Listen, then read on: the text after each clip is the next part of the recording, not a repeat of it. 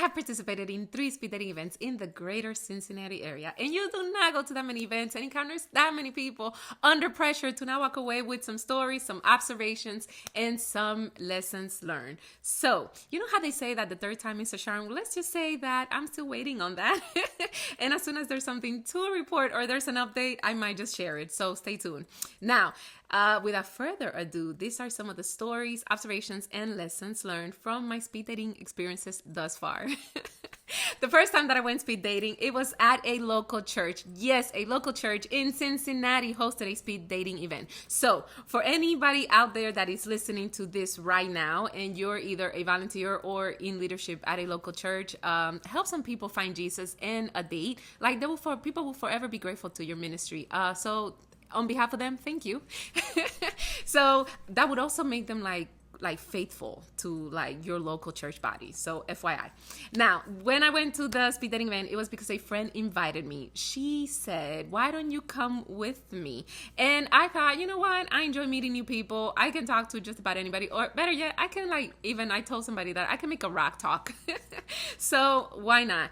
I will say though, I was in my early 30s, so between 30 and 31. And to be honest, it wasn't that the experience was cringe. It wasn't cringe for me, but I was like, I was too cool for school. I'm not really looking like that. And I'm like not in that headspace where I need somebody, but you know what? I'll be a friend and I'll go with you. So that was like my approach. Now, the age range for the event was 30 and up. And when we arrived, let's just say that the majority of the people in the room were closer to the up. I mean, some people in there were like in their up. I'm talking about like almost like 70. So Papa was in the room, and I am not making this up. Now, I have to say that the event was very well organized, and I think that's the best one that I've been to, honestly, because the host had the wisdom to structure it to where he did a icebreaker at the beginning, then the rounds of speed dating, and then at the end there was a little bit like of a debrief and stuff like that. The person also gave a little bit of guidance. They kind of gave some tips as to the things to talk and not talk about. So like, don't give any identifiable information. Everybody had, instead of a name tag, everybody had like a code. So you didn't really know the name of the person that you were kind of talking to, which I thought was clever and very protective, might I add. He said, you can talk about the things that you do, but don't talk about the places where you work or anything that like literally can like identify you geographically in the local area, because the last thing you want to do is go to a speed dating event and leave and then find yourself with a stalker. So yeah, so I thought that was like the smartest thing, honestly, and so I appreciated it.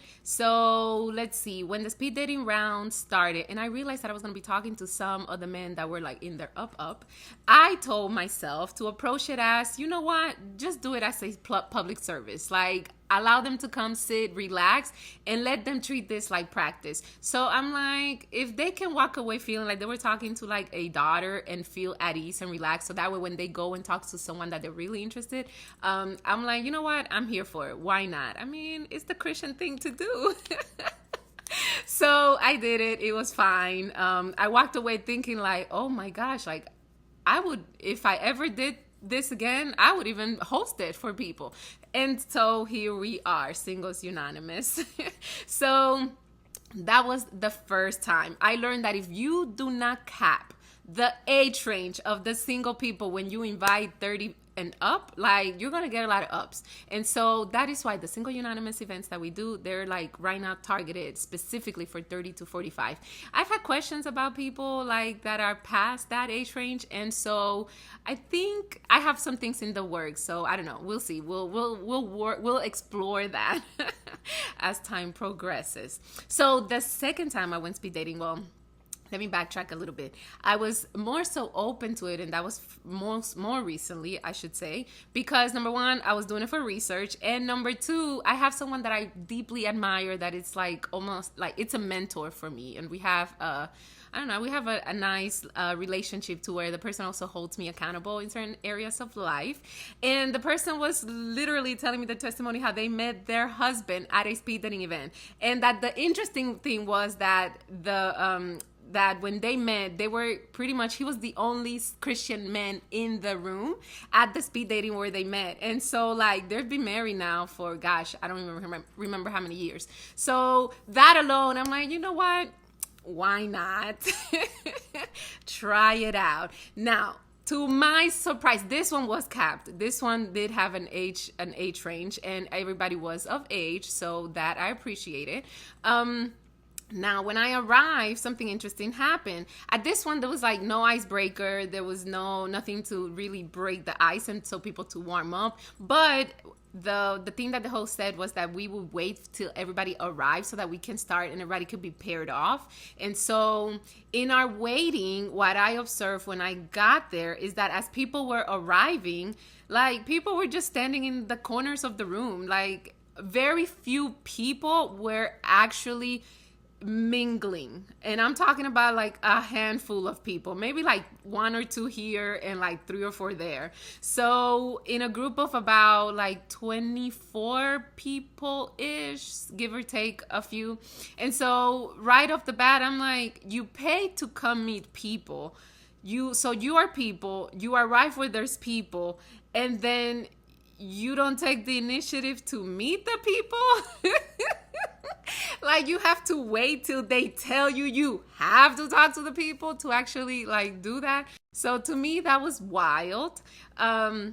So doing the speed dating rounds was interesting because I actually did mingle with some people at the beginning of the event as we were waiting. And what was kind of cool was that the first person that I was actually paired with was the person that one of the people that I was mingling with. So by the time that we sit down and we started talking, the conversation could actually progress, and we were not just in that like initial awkward like, hi, what's your name type thing, you know, like it made for a better conversation. Like at that point, I think we were at ease, we were relaxed, and we could actually like say some things and kind of be comfortable. So that was good. Let's see. Aside from that, I would say, well, let's see, there were 11 rounds, and I mean, out of the 11 men that I talked to, I have to say that 6 kind of said that they would like to further the conversation, but no. There were some really fun, and some people surprised me. But this is why I say no, because let's see, one of the men that I talked to, like he sat down and he goes, this is the rundown. Like seriously, like he just started like just giving me like a resume in a way, and I'm like, okay. Like luckily I can make conversation out of just about anything with anyone, and so I did. Let's see, another one was really funny, and I enjoy that. So my approach in this kind of situations is I'm an easy laugh. If you can tell from this, I am an easy person to laugh. And then I think my superpower is that I can ask questions and make somebody talk. So I think that's what 6 out of 11 said that they would like to further the conversation. So yeah, anyways, that's all I would say about that. Now, the third event that I went to most recently, I went purely for research. And I have to say that it was marked Christian. And I had my hesitations as to whether or not it was going to be truly for Christians by Christians. So the thing about it was that the second event that I went to, let me just say this, that it wasn't marked Christian. It was just like general. So at the end of the day, I was going, but remember I had the testimony from my accountability mentor friend person. And so anyway, so I'm like, anywhere, my mindset, anywhere that I go, I can literally find a man of God statistically, because hey, wherever I walk and I'm a person that believes in God, someone else can very well cross my path. So anyways, that's my approach in life. But at the third speed dating event, it was labeled and categorized as a Christian speed dating event. Now, yes, I have my reservations about that, because just because it's Christian don't mean that everybody in the room is Christian. So yeah. So lesson learned, people of God, like work on discernment. You have to be working on discernment. If you're going to prepare, forget the questions. Just like really work on discernment. If you want to know how to examine fruit, work on discernment. That's like my number one tip. And the reason I say that is because, yeah, you just never know. Now, I mean, there's no harm that can be done in 5 minutes by just like talking to someone. There really isn't. But at the end of the day, yeah, that would just kind of, you'll be better off reading the vibe. Honestly, I think that's what could end up happening. Now, the interesting thing about this event, or the one thing that I wanted to point out, very similar to the second speed dating event, is that when I arrived, much to my surprise, all the men were like over to one side and all the women were off to the other side. And then I'm like, who does this? You are people. You pay to come and meet people. And when you arrive where there's people, you don't go and introduce yourself to people. Oh my gosh. And then we wonder why we're single. Like, go say hello, say hi, like do something. So that's exactly what I did. And I just introduced myself to someone, not for any reason other than like break the ice. I don't know, like put yourself at ease, relax a little. You don't have to talk to someone when someone tells you have to talk to someone. Like, you can take the initiative, like, and please do so.